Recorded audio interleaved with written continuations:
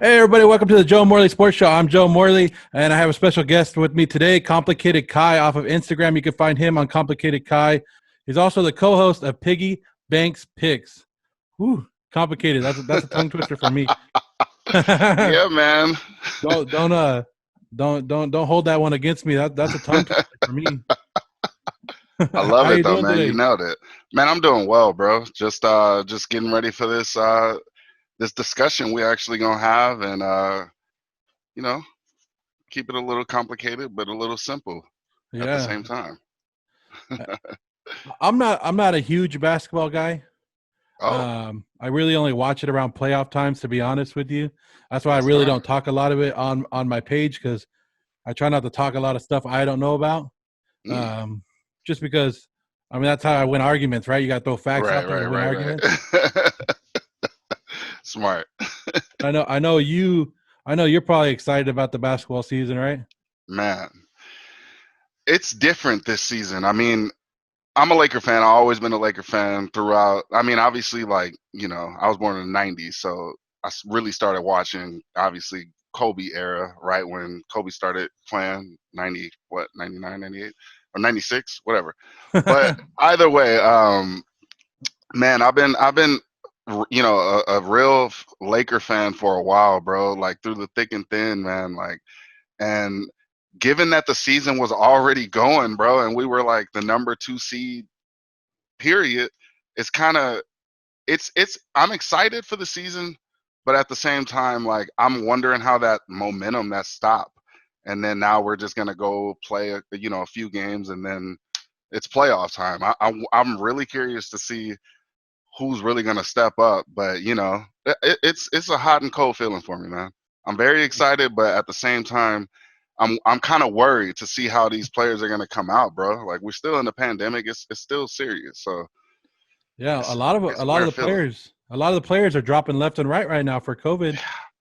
That's another crazy part, man. Like, you got to think about actual life and what's going on, and sometimes we gotta. I don't know. I don't even want. I love basketball. That's what I will say though. Like, I don't want to see it not. I don't want to not have the season continue, but at the same time, I do want people to be healthy and not sick. You have Yeah, basketball players, family members pass, during this pandemic, and that's not good, man.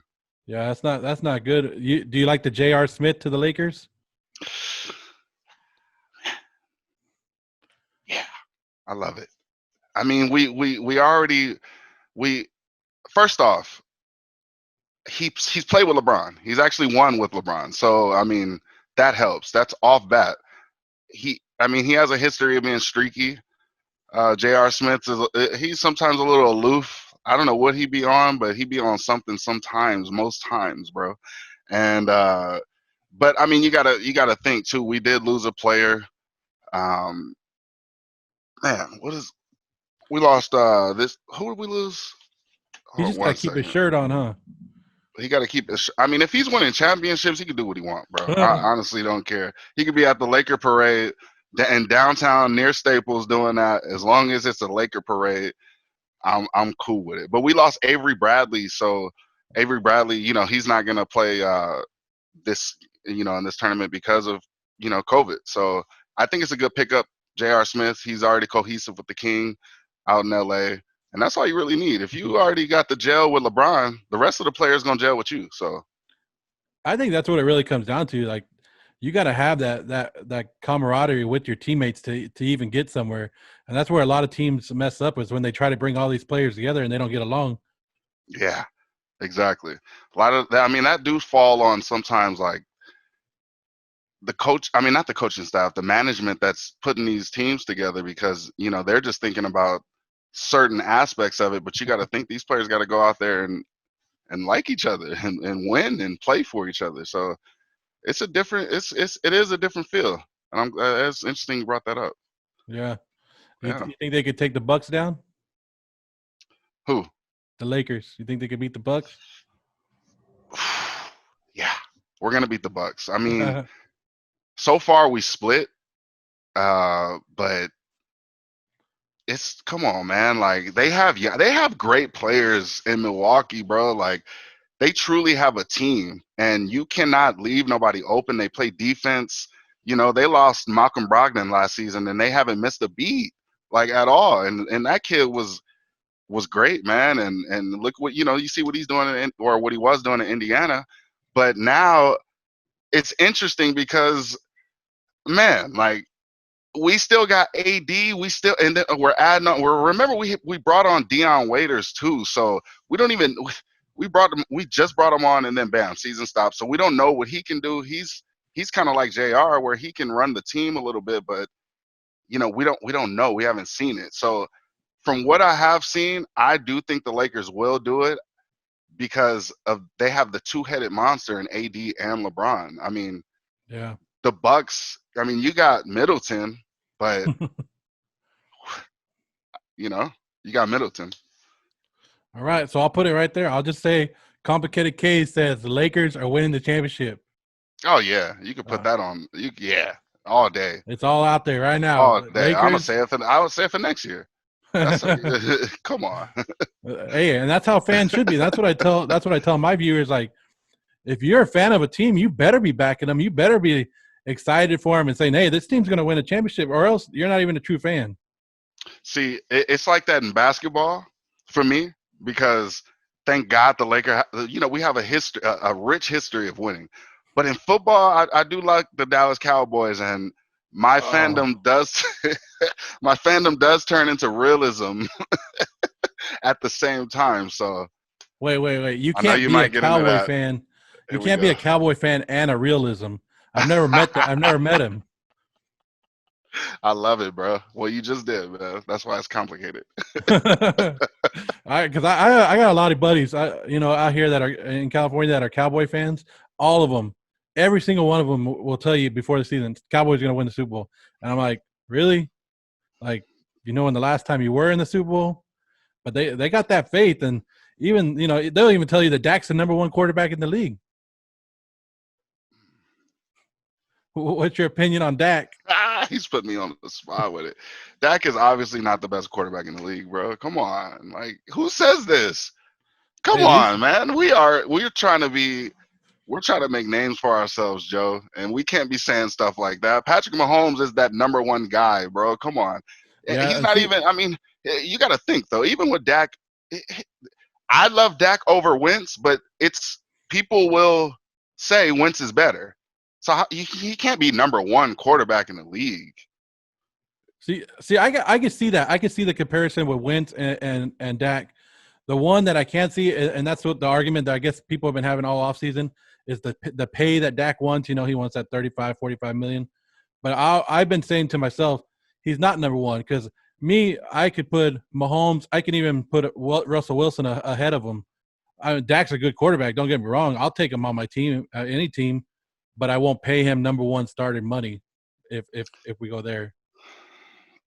I think it's more so about. I mean, see, this is where That's where it's complicated. That's why they call you complicated. Man, but I will say this. Okay, realistically, I don't think he should get paid top dollar when Mahomes just kind of walked in and won the Super Bowl, and you still had an MVP in the AFC and Lamar. And again, you have Carson Wentz in your same division, and it's kind of a question. I would say he should get top 5 quarterback money, which doesn't mean he's a top 5 quarterback, but I do believe he's a top 5 quarterback. But I'm just saying, sometimes money doesn't equate to your skill. It's all about the market. So if the market is like, okay, Dak Prescott, you've been in the league however so many years, you've missed the playoffs, once, twice, and you've won a divisional game, you've won some games, you won a couple playoff games, you have you got comebacks, okay. You should get rewarded for that, especially when you were picked in the 4th round and you were making whatever 100,000. You should get paid for that. Yeah, should it be more than a Patrick Mahomes, or he should match? No, Patrick just won a Super Bowl. He finally gave Andy Reid the Super Bowl. McNabb, nobody could do it, but Patrick Mahomes. So yeah. It's a good system they got down there, and I think Dak thrives in that system, and that's a good thing. So, knowing that you're a Cowboy fan and knowing that you're a realist, what's your expectations for this season? Because I already put it out there. My early expectations that they do have the season, I have the Cowboys taking the division. I have them winning like maybe I think 10 games. I think is my prediction. 16-0. No, I'm joking. They're definitely. I agree with the 10, at least 10 wins. Now I say this because with the realism, we also got the black cat, the superstition. It's always there, and it seems that we win and lose on even odd years, all this weird stuff with the Cowboys. So, and then two, in our division, there's no back-to-back divisional winners, and the Eagles just won. The Giants damn sure isn't. They're not going to win the division, and Redskins. I don't even want to say that. So it got to be the Cowboys, but off of realistic expectations, they should win at least 10 games. You're bringing in a Super Bowl winning coach. You're bringing in a luxury receiver at the slot after replacing Randall Cobb. You have a younger tight end now. Dak Prescott is just getting better. It started as, okay, he's a game manager. Then it was, okay, he's not accurate. Then it's like, okay, I don't know. Now they're just looking for stuff. Dak keeps improving. And, I think realistically, in my opinion, what I would love to see, what would tell me they're going to win a Super Bowl is if they go 12-4. What will tell me if they're going to make some noise is 11-5, and 10-6 is minimum. If they don't win 10 games this season, McCarthy, he's already on a hot seat, in my opinion. Are you worried about McCarthy not using Zeke? Because I know that was like towards the end of his time in Green Bay, that was like the knock against him is, remember they were doing like the hashtag free Aaron Jones at the time of him. Are you worried about him not using Zeke correctly? No, because one, again, I have pointed out, I mean, he's had some decent running backs in the past, and they have made some noise, especially, within the fantasy and overall with, Lacey was okay, and then Ryan Grant was okay. And I mean, Zeke is, to me, better than those players, and he's going to get his touches. They're going to get him the ball. I think that they're going to take the handcuffs off of him, because that's what Jason Garrett was doing. I mean, he's just, I don't want to say his name anymore either, but he limited our team. Now, when you bring up Zeke, in my opinion, I feel like I'm the only Cowboy. No, actually, shout out to Cody Smith, bro, because Cody Smith actually agrees with this, that sometimes we feel that Zeke, he hasn't. It's almost blasphemy to say that, I want him to step up, but I want him to step up. I want him to be the bona fide best running back in the league. I don't want to hear about. I've heard Nick Chubb, bro. I've heard, like, obviously I can't say nothing about McCarthy. That kid, that boy, man, I mean, he's doing both, running, catching, like, he's everywhere. So he's clearly number one. I mean, but then you get Saquon come in your division and just, not Saquon. Like, no, I want to, it's like, I need Zeke to, this season, to be the bona fide best running back in the league. There's things that should happen, Yeah, I get it. Like Zeke, it feels like Zeke knows that he's one of the best, and he's basically complacent with it, and he's just gonna go out there and go through the motions when you know that he has that extra gear that he could just kick in at any time. That's basically where it comes down to, right? Exactly. Yeah, I understand. So, are you putting the Cowboys in the Super Bowl? Can I get an early Super Bowl prediction? I mean, it's really early. We know that, but where would you, as of right now, looking at the teams? Dang. See, all right, it's funny. Like, now that I've been getting into this podcasting, man, and like, trying to be a personality and being a personality and whatnot. But if I wasn't doing this, I would say, yeah, Dallas Super Bowl, like, But like, if I'm putting my bias aside and being realistic, man, like, man, I don't know how we're gonna get past, like, the Saints if we got to go to New Orleans, like, in an NFC Championship game, which we haven't been in fucking however long. Like, we're just gonna. I mean, It is plausible that the Cowboys win the Super Bowl. Mike McCarthy has a roster, honestly, that should win a Super Bowl. And he's won a Super Bowl with a great roster. In fact, I feel like this Dallas roster is probably the best roster he's had. I mean, Aaron Rodgers was obviously the best player he's ever had, but as far as the overall team, you still got DeMarcus Lawrence. He got Ha Clinton Diggs back. I mean, I know he's, but you still got a player coach familiar situation there. You still got solid players on the defense. Your offensive line is still intact. You picked up a center in the draft. Dallas always drafts well. Tony Pollard still. You got 2 running backs. You got CeeDee Lamb, Amari Cooper, Blake Jarwin's out there that I will be speaking on, guys, very soon. But there's a lot. Why can't he win? Yeah. But in realistic, the Saints might be a problem. I want to see what Sean McVay is going to do. Like, what are you going to do? Like, you literally was in the Super Bowl. See, that's who I have. That if you told me, like, I have the Saints right now from the NFC. Yeah. I think that's the popular pick right now, just because of they have to go all in this year. So they have that more go get it now than any other team. And right. I mean, but if you put the Cowboys in the top 6, in the NFC, and you put them, all they got to do is get a spot in the playoffs, right? Get a spot, and anything could happen. Anything could happen, and they're built for the playoffs. I mean, if they're used correctly. Yeah, and that's what you win in the playoff games, right? With your running game, and that's what they hopefully should have. So you do the fantasy with piggy banks picks. Yeah. See, I got it. I got that piggy one. Bank picks, yeah. Mm-hmm. So I'm gonna throw some names out there, some fantasy football player names, and then you tell me where you would draft them. Where it doesn't matter where they're going, annual draft or average draft right now in mock drafts. You tell me where you would target them. Okay. So the first one's going to be easy. Patrick Mahomes.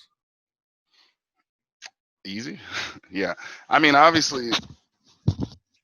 Me. Oh, this is tricky. How much do I want to give out here, man? Honestly, I would probably go round 3. The earliest is 2, but we just did, a mock draft where we did a 2 quarterback league and quarterbacks taken in the first round. So it kind of depends on the league, but traditionally I'd probably go in the 3rd round. That's me. Like you said, if you're doing 2 quarterback leagues, of course you got to take quarterback first round because that's where you're going to get your points. But like any other league, I'm with you. I wait on my quarterbacks, and I've seen mock drafts where he goes first round, second round, and I'm like, 3rd round is where you should be targeting quarterbacks. I mean, especially the top tier quarterbacks. Me personally, right. I'll still wait, but that's where I see that they should be going. Do people listen? Probably not. No. Let me throw. How about Mike Evans?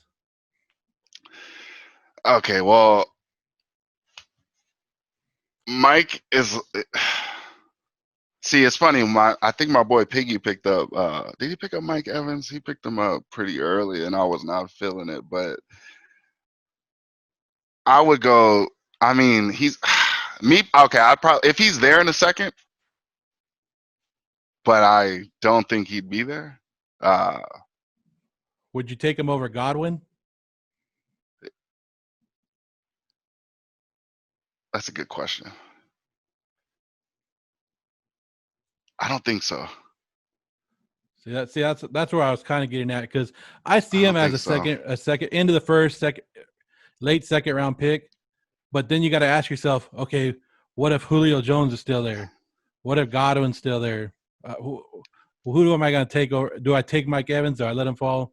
That's the tough question. That's why I was throwing that one at you because I think that's a tough question. And I've done a couple of mocks, and I'm like, is it too early to take Mike Evans? Because I like him, but I don't like him. Right. It's some. See, I'm glad we're on the same page here. It's not that I don't believe in him. It's just obviously he's come on, but like you said, the lingering And it depends on the league too. But traditionally, if he's in the second for me, late first, like you say, man. Like, no, that's good. And I got some of my fantasy league guys watching, so I don't like to give too much info that's out. what I'm saying. How much do I want to give out? Like, Yeah, because I know they'd be watching like, oh, that's who he's gonna take. Okay. right. Exactly. This guy. This guy's name's been thrown around a lot. I'm still high on him. I still think he's going to be a good running back. It's Chris Carson. But where would you take him?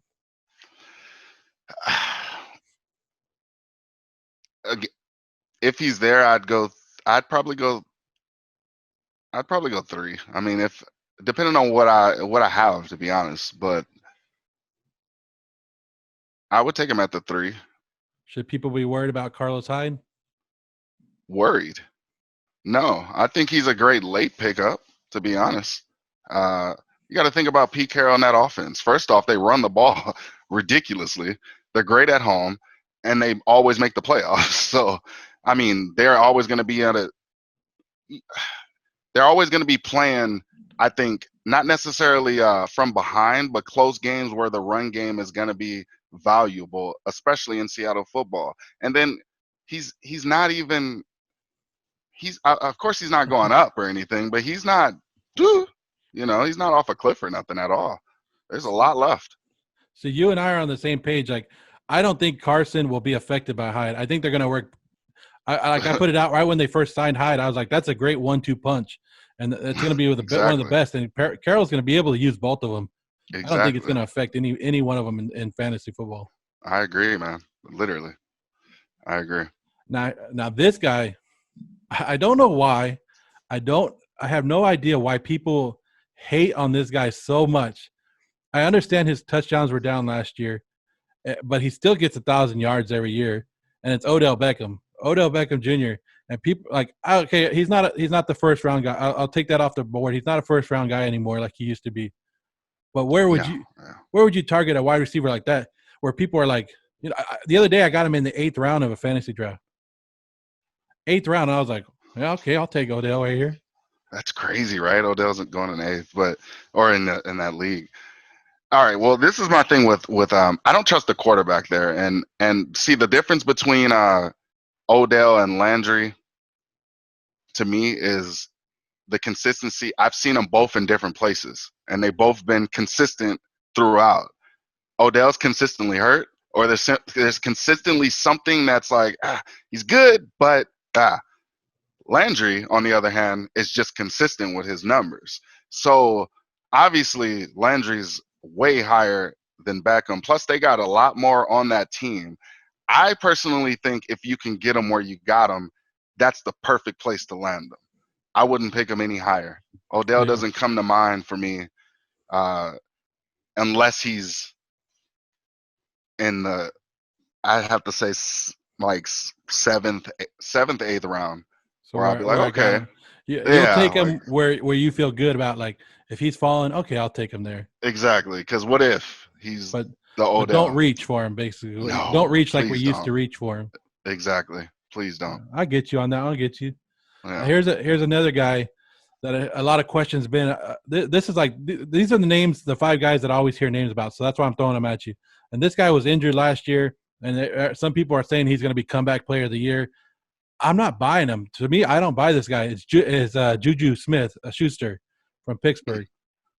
For some reason, I really don't buy him. I know Ben's back, but I'm more of a Johnson guy on Pittsburgh, and I think he's going to come. I think Claypool's going to take a little bit of the – so I don't – and then you never know what Pittsburgh thinks about Juju, because he's going to be a free agent at the end of this year. So what are they going to do with him? Where do you see Juju? Do you see him having a good year, or would you draft him high or no? I draft him high. I understand where you're coming from. I completely do. But you also made points of what's going to be motivating him. You say he's on a contract year? Yeah. So he's on a contract year. So he wants to prove himself. He's the number 1 again. His quarterback is going to be healthy. The team overall is better, especially on that defense. I think it's just a different feel this season. I think I'd go I wouldn't mind if he's my wide receiver 1 at all. I mean, That's just me personally. I mean, the lowest I would take him up is in the second round. Personally, like if he should. Come on, would you pick him up if he fell to the third round? You wouldn't be happy. No, third round, I'll be happy with him. Exactly. But would you take him over Mike Evans? That's a hell of a question. See, that goes back to where we were talking about Mike Evans. No, I wouldn't. I think I would take Mike only because I would take Mike Evans. I'm taking Mike Evans over. Yeah. Over Juju. And that's where I question it. Because when I'm thinking like top receivers, I'm thinking guys I would take first and second round. Juju, I would feel comfortable in the third round. If, like at the beginning of the third round, he's there. Oh yeah, I'll take him. He's take that risk. There in the third though. But no way. Will he be there? Probably not. But yeah. Would you take that second round risk on him? What's the risk? Potential? I still consider it a risk just because of the injuries from last year. But we all know his potential. Right. But I see your point. I mean, yeah, I see your point. But again, if I got to choose Mike Evans or Juju, probably gonna go Mike Evans. All right. Well, sounds good. Well, I appreciate you coming on here, man. You know, it's always great to talk sports, and hopefully we get it back. Like you said, hopefully the NBA comes back, and we never know until that first game, that first buzzer goes off, and we know that's when I'll believe that sports are back. Right. No, I feel you, man. But I appreciate you. It's Komplicated Ky on Instagram. I'll have it down below. You guys can read that, and then I'll have all his links at the end of this and put at the bottom so you guys can check it all out. Thanks for coming on, man. Man, we're definitely super fun, bro. Hey, when the season starts, we're definitely gonna have to hook it back up. Please, bro. Even before that, honestly, you say you're doing some mock drafts. We've probably been in a mock draft together, possibly, but we got to do something, man, before that too, because I've been looking at your stuff, man. That's why I was happy you even said that. This is actually the first episode I've done solo for like that I'm gonna start doing as well. So I appreciate this, man. This felt good. It all works. Appreciate it, man. Appreciate it, bro. All right, thank you. All right, bro. Yep.